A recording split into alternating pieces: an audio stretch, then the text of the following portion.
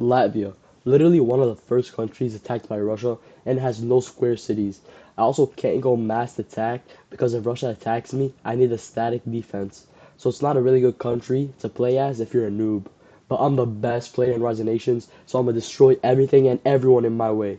I loaded in and did the usual factory output too, and both ignore safety and improve infrastructure policies. I also instantly justified on Lithuania and Estonia because I need to form before Russia attacks me. I finished my factory setup and declared on Lithuania and spent my 60,000 manpower on infantry to help me take over both Estonia and Lithuania.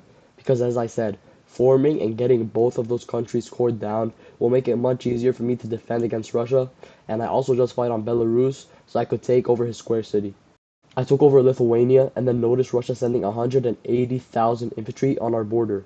This made me know that he was 100% gonna attack me. I sent him a non-aggression pact, which he instantly declined, so I sent all my troops to my capital and built a fort on it. I also made artillery and a destroyer to do more damage to his troops once he attacks me. This is also why you should never go mass attack if you're playing as a country that is most likely to be invaded early game, because you don't get the defense from static. So even if you can make more troops, it would be useless. So make sure to always go static lines if you're playing a country like mine. Russia declared, and your only chance of survival against a superpower like Russia is tiring them out and making them rush your well-defended capital. Because if the player just took cities around me and didn't go for my capital, I would have been able to get force peace, so you do need a little bit of luck while playing as Latvia. Thankfully, the Russia player rushed my capital, and of course, he lost. He sent in another 90,000 stack into my capital, which he also lost, so I sent him a white peace deal, which he declined. In this case, Russia took over one of my factories, and if he deleted it, it would have made me lose a bunch of progress. So that's the first city that I sent my infantry to retake. Russia then tried to send me a stupid peace deal, which I declined right away. He sent another dumb peace deal, which I ignored, and then sent him a white peace, which he finally accepted. So yes, technically Russia was out of the way, so I went right into Estonia so I could form. I took over Estonia and formed right away. I also noticed that this Germany player has been fighting with AI Poland since he declared. Like bro couldn't take over Poland for a year and still had the audacity to start threatening other countries. Yeah, Germany, you're not like that, buddy. This guy was fighting Poland for like 7 years and it was AI the whole time. Anyways, I went into Finland because Ukraine took over Belarus and Finland does also have a square city, which will make it easier for me to expand. But to be honest, expanding in general for a Baltic country is annoying because your only options are to go into Africa or Central America, or you could fight a European player. Both Africa and Central America take forever to go to, and if you need to reinforce, it's going to take another 10 years for you to arrive. You could expand into Europe, but almost every country near you is going to be a player, which starts off 10 times stronger than you. When I went into Finland, I made sure not to go for a square city, because it's a waste of manpower, and you could force peace Finland without taking the square city anyways. So avoiding it and going into the Arctic region is a better choice for you than going for their capital. I took over Finland and waited for it to core down so I could use this square city to attack Ukraine. He was busy fighting Russia, so it was the perfect moment to declare. He immediately sent all of his tanks straight to my capital, and my troops weren't even entrenched because I thought I could push into Belarus without him fighting back. But he realized that he couldn't win the war, so he pulled his tanks back, and that's when I pushed around 40,000 infantry into Belarus. He tried to rush them now, thinking that he could wipe them out easily, but my infantry absolutely shredded his tanks. I kept pushing out more and more tanks from Finland, and then started to auto-capture Ukraine after he rage quit, defeated by the master of Rise of Nations. I took over Ukraine and started preparing to attack Germany, the same guy who couldn't properly fight AI Poland. And oh my god, this guy spammed like 750,000 infantry, but his troops were so bad that my artillery was beating them without taking losses. I have no idea how this even happens. Like I thought this guy was doing some no military spending challenge, because if he wasn't, I genuinely feel bad for him. But Germany wasn't the only person in the war.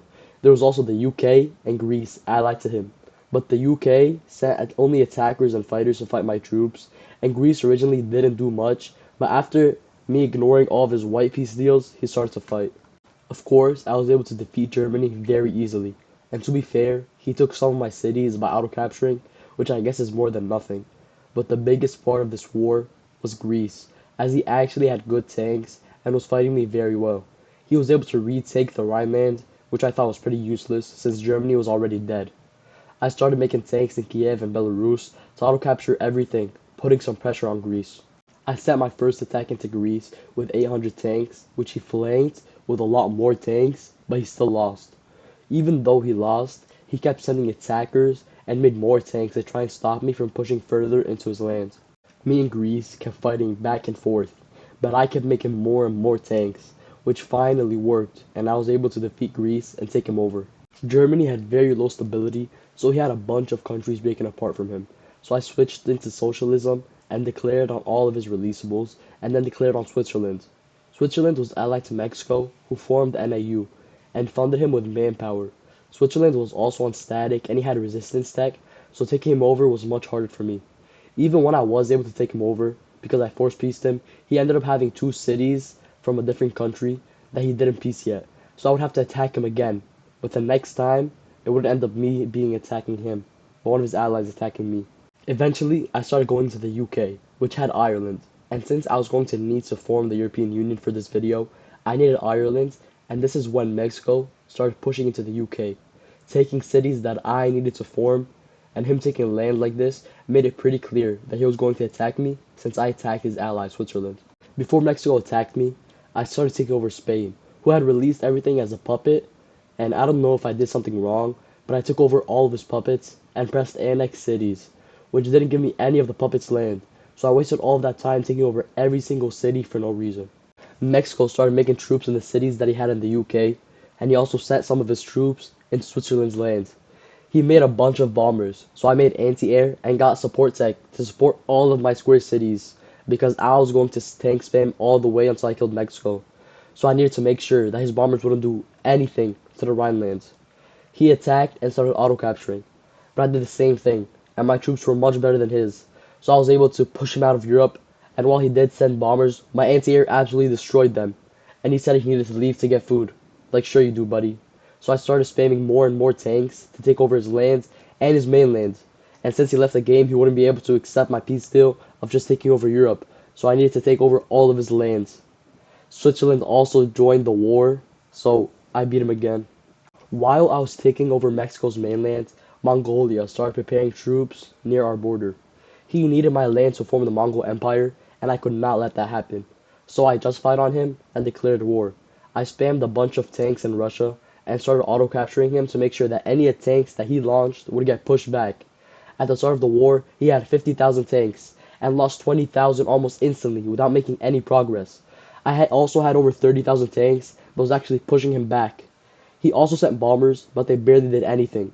I built some anti-air in Russia just in case, and the fight in Russia turned into a back and forth war until I decided to switch things up and go for his Chinese lands. But that was a bad idea. He was on mountain spec, and since China is basically all mountains, his infantry wrecked my tanks. So yeah, attacking China was a fail. In the end, I persuaded him to peace out. I'd form the European Union and then give him the land that he needed to form. This war was gonna be forever, and I had to go soon anyways. Thank you for watching. If you like this video, watch both of these next.